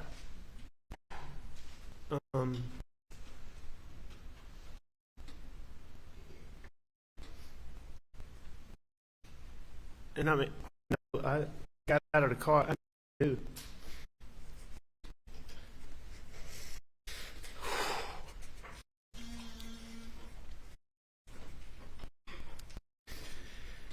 Got out of the car, but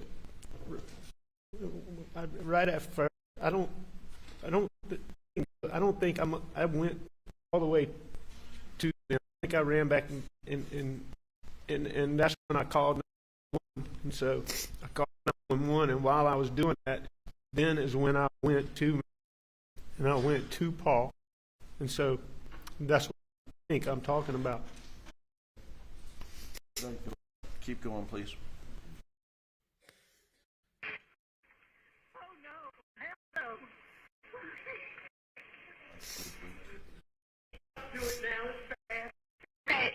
How do they shoot themselves? Oh no, hell Okay. And are they? no, ma'am. Okay. And you said it's your wife and son? My wife and my son. Are they in a vehicle? No, ma'am, they're on the ground. I put my kennel.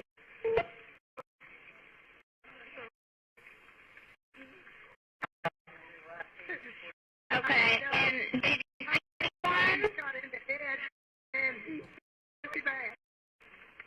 He shot it. Okay. Where is it? Where is he shot at? Ma'am, I don't know, but he is everywhere. I just hit his brain. Face down. I tried to turn a little bit, but it's got a hole. Okay. Is he bleeding at all? No. Okay. Do you see anyone in the area?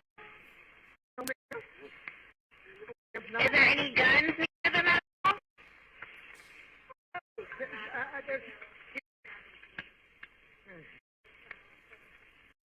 Where's your house on the outside? If that's what you're asking, they didn't shoot themselves, ma'am. What? Now, right in there, you say the word here. What are you calling anybody? I'm talking to that dispatcher. And what did you mean when you said here? If you listen to that call, one of the first things she asked me,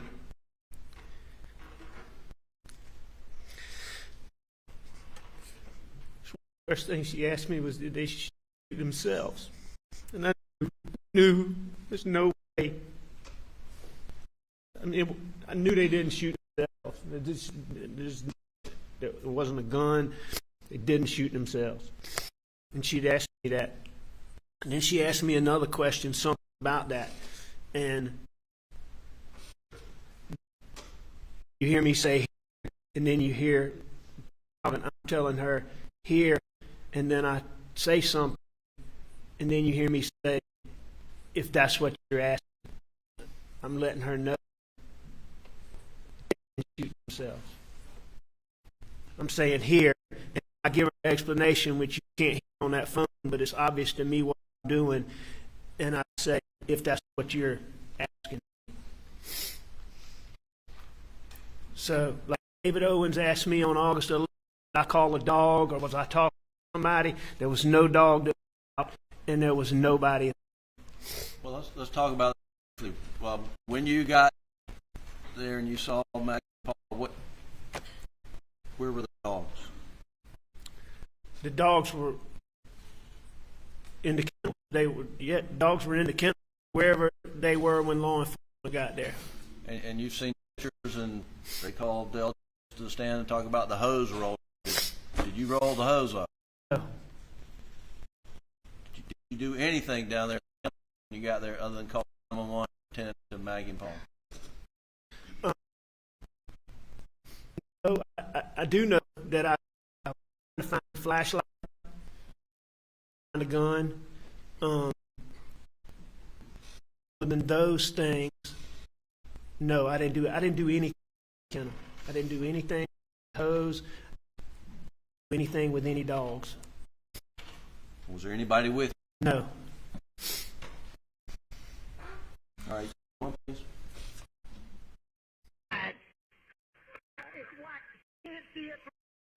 Okay, is it a house or home?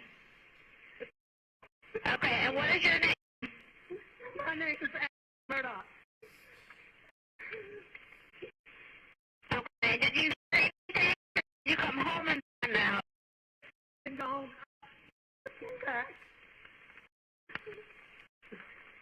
Okay, and was anyone else to be at your house? Ma'am.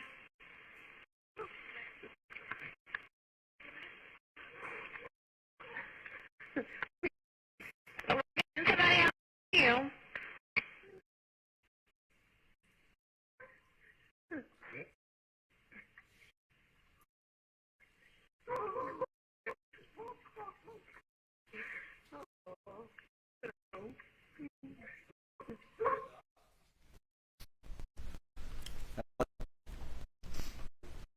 We just heard you say, should have known. What are you referring to? I said, Paul, I should have What were you referring to?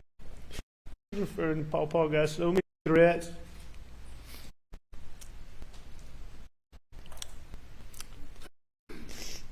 Didn't take it serious. Think twice about. Telling him, Paul, I should have known. I don't specifically remember. I can clearly hear myself say that. Okay. What kind of threats did you understand Paul was receiving?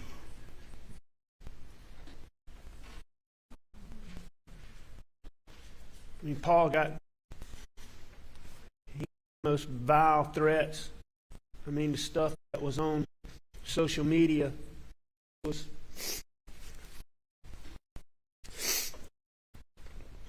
you couldn't believe it. You couldn't believe it. It was so over the top.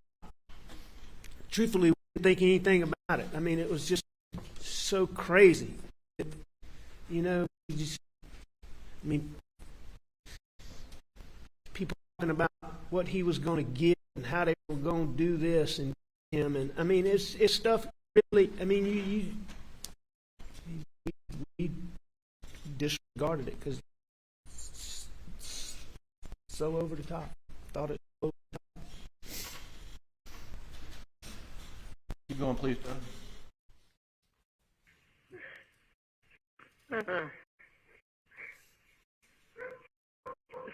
Okay, what's your name? Maggie and Paul. Maggie is her name?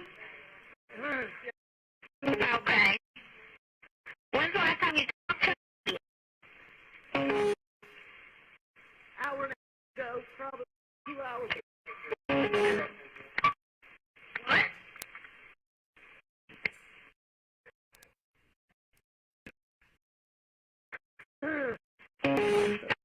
About 2 hours ago you talked to them?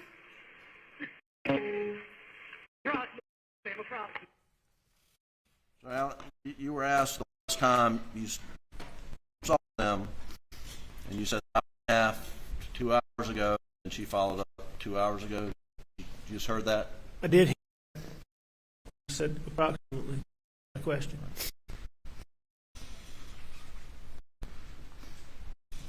When was the last time you saw them, Maggie and Paul? Right after I took the chicken. And video, we've seen the timestamp 8:44 p.m. Is that correct? That's right. Was it shortly after 44? It was. And It wasn't long after that. Because you can hear when Bubba gets the chicken, and it wasn't long after I took the chicken from him that I left. and they called 911. Records of that, but remember roughly 9:07, right before 9:07. I've seen the yeah. And then this is some minutes into the conversation with 911 operators. That's right. Like, Knowing everything we know about, I mean, was it roughly an hour and a half the last time you saw him? was that would with time of however long it took to get to this point, however many minutes that is, 10, however many you look and see what point this is, what time it is, between 10 and 15. And so I've seen them around 8:45, a little bit after. Please keep going. What they were doing?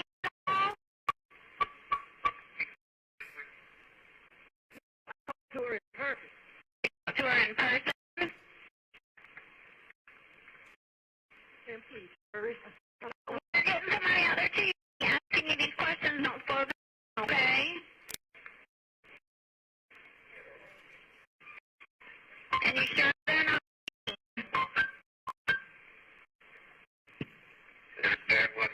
Moving at all, your son? You said that she was shot in the head, but what about your son? Nobody. They're not. Neither one of them.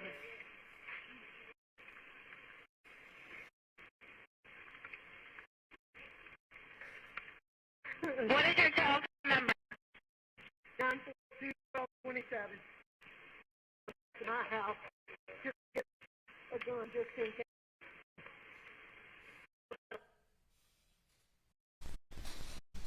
Did you go back to the house with the gun? I did. This gun that you got? And how did you load this gun? I mean, what did you load it with, if anything? That was gun. Best I can remember, I believe I got one off the pool table where you heard there was some other gun. I think that gun was laying with that pool table. I'm not positive, but I'm pretty sure it was on that pool table.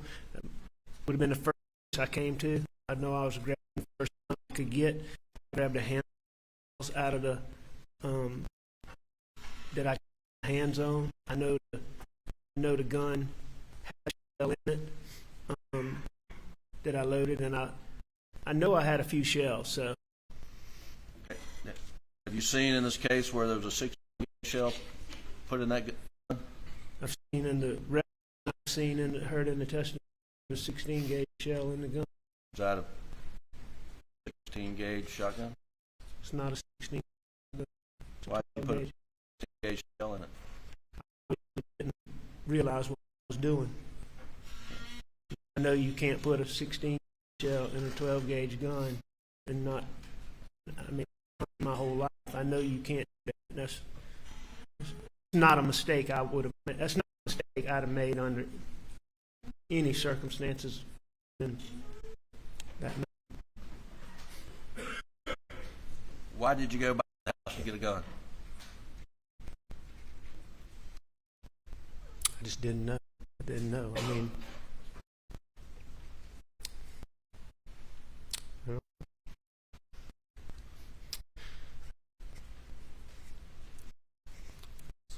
sorry.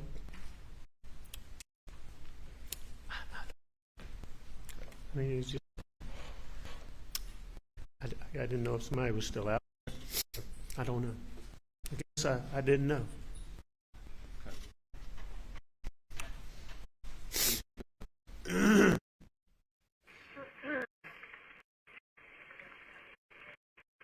And does anything look out of place?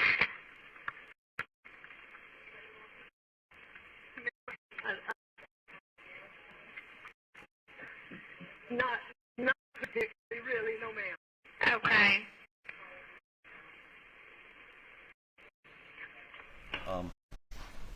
Go back to where he's going to my house to get it done, just a few seconds back, 10 seconds maybe. I know you're upset, Mr. Murdaugh, but I don't want you to get and have a gun out whenever my officers get there, okay? Back up some more. I have, just to get a gun just in case. What is your phone number? 1227. I'm going back to my house just to get a gun just in case. I'm about 100 yards from my house. Al, you said you're about 100 yards from the house? I said, Further than that? I mean, as you've heard, the testimony is 1,100 and something feet, but I said I was 100 yards. You were wrong about your estimate? I'm sure I was wrong. Okay. Keep going. And does anything please?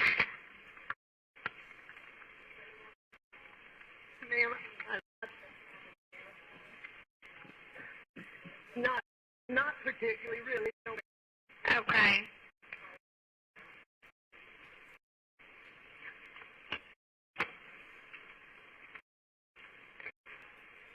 I know you're upset, Mr. Murdaugh. I don't want you to get and gun out when officers get there, okay?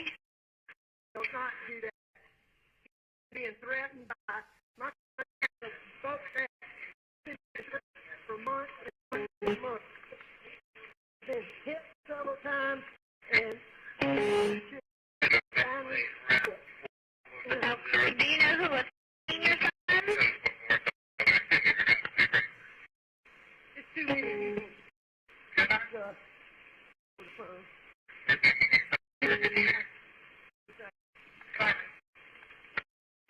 And you don't know the name of who was threatening him at all? My son knows. And my son knows. Your son knows who was threatening him? I have another son. Okay.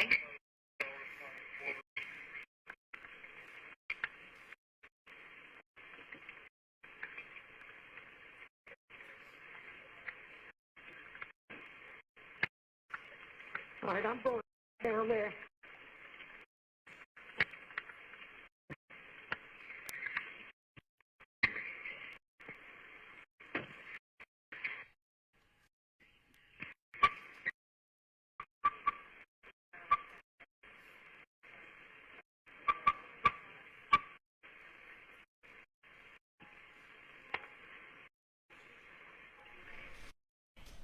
All right. Roll to the next tape of the same. 2021, 22 hours, 13 minutes, 58 seconds.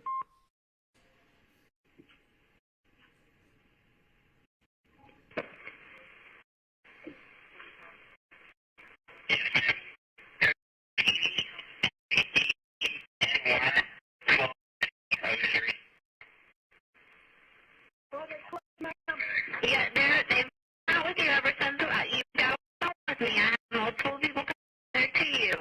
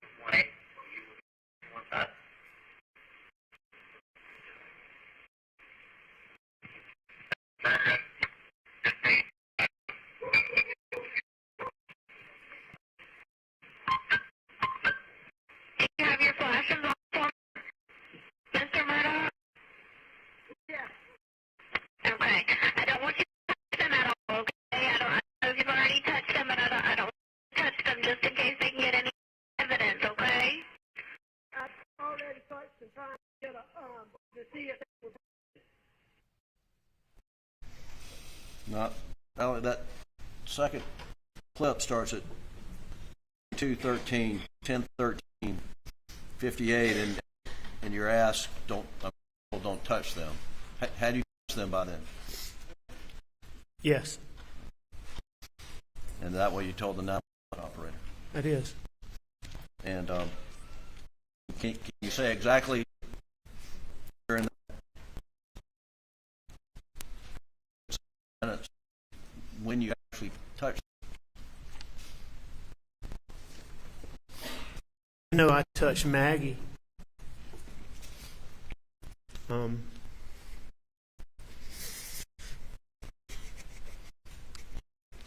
I touched Maggie sometimes, but I mean, I think I don't think I touched Paul. 2 times. Did you touch one or both of them before you got in the car and drove back to the house? Yeah. One or both? Both. All right, keep going, please.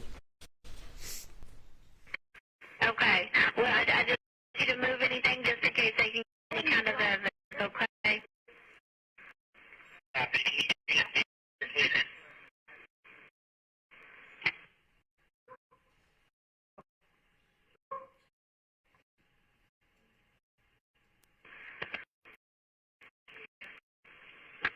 Okay.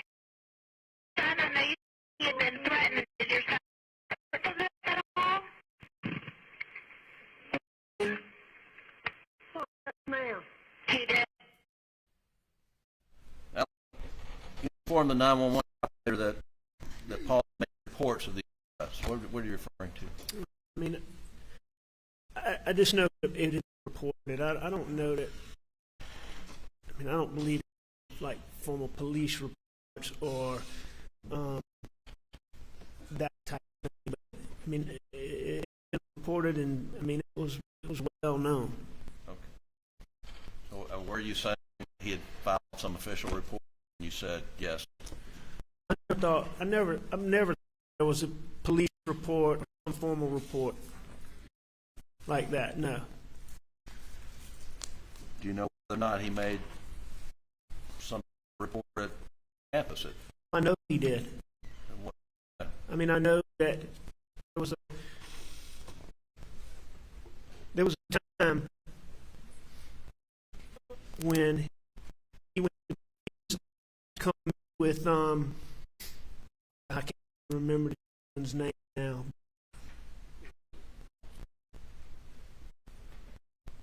I appreciated it so much. I never thought I'd forget it, but Was it part of the counseling service? yeah, he was the dean of students. But anyway, he reached out to Paw and wanted to talk to him. And I mean, at first we were concerned. Why did they want to talk to him? And I mean, even I believe I had Paul come talk to you about that because we were concerned. What are they going to talk to him about? But when Paul and him got there, it turns out it was really.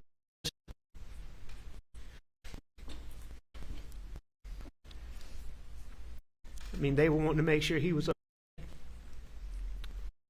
you know, make sure he was, and I know that, you know, they were aware of the threats or some level of threats, and so, yeah, it had already been reported to them. Keep going.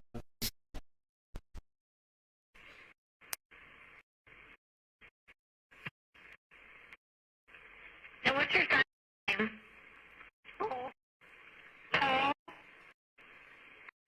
And I'm going to call some of my friends Okay. over there.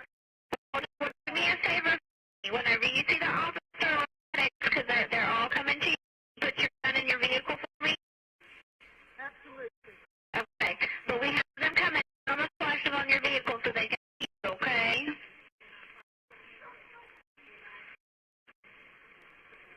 Flash it on for me?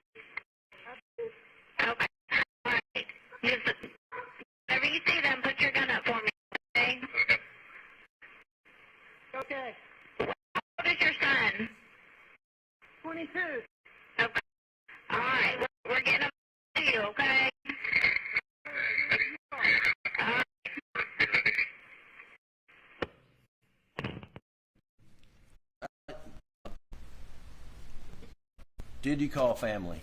You got off the call with the operator. Who did you call?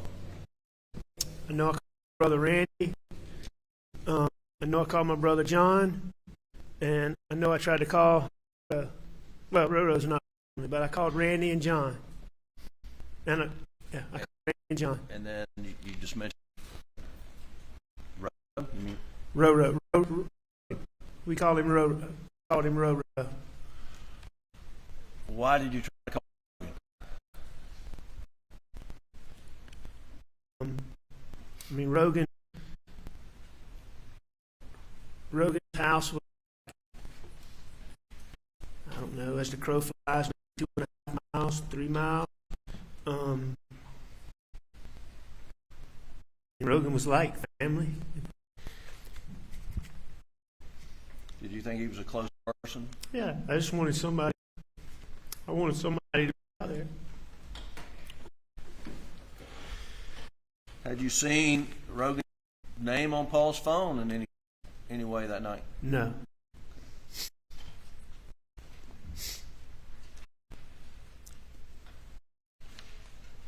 You called. Did Rogan answer? No.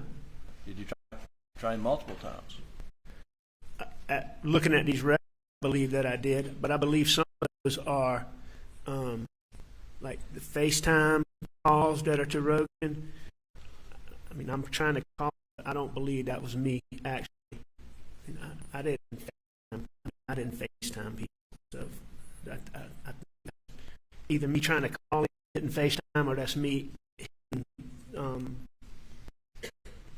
buttons, hitting the phone. In the State's Exhibit 519, which is the condensed timeline done by Agent Murdaugh, there's an indication, Alec, that at 10:22:09 you put a group text message from Mike Dunn stating, "She brought heat for Miami boys." Were you reading text messages from Dunn right after you got off with the 9 operator? I heard them ask that question.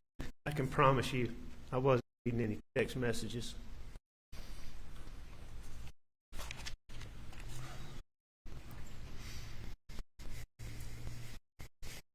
Also an entry, Alec, that says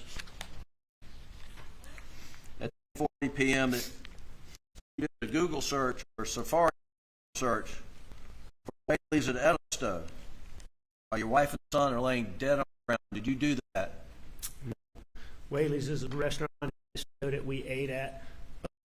We got takeout from a lot of times, so I'm assuming it was in my search history, pulling up the restaurant, and obviously trying to call people, and then I hit that. I wasn't doing any Google search. And is one of the persons that you dialed that night a wedding photographer? It's named Brian White. I saw that on the call log. Brian White's a guy who's in my what do you call it? Contacts. That is a videographer that I've used in cases. I haven't used him in 2 years, and he's a good guy, but we're not personal friends, so I certainly wasn't calling him. Were you? What does that indicate to you that those actions on your phone? How do you account for that? Obviously, they're unintentional. I mean, I'm doing something on my phone trying to call people, but I'm not trying to call those people. I'm not doing a Google search at Whaley's restaurant, and I'm certainly not reading any text.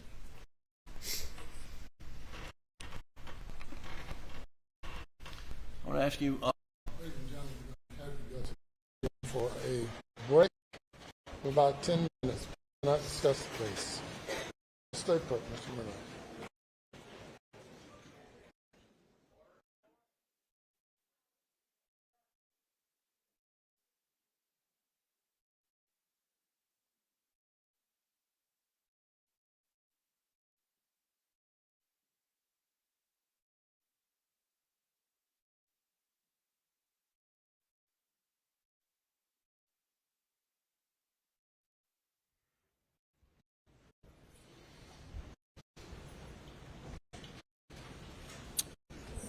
Take a 10-minute recess. Step down.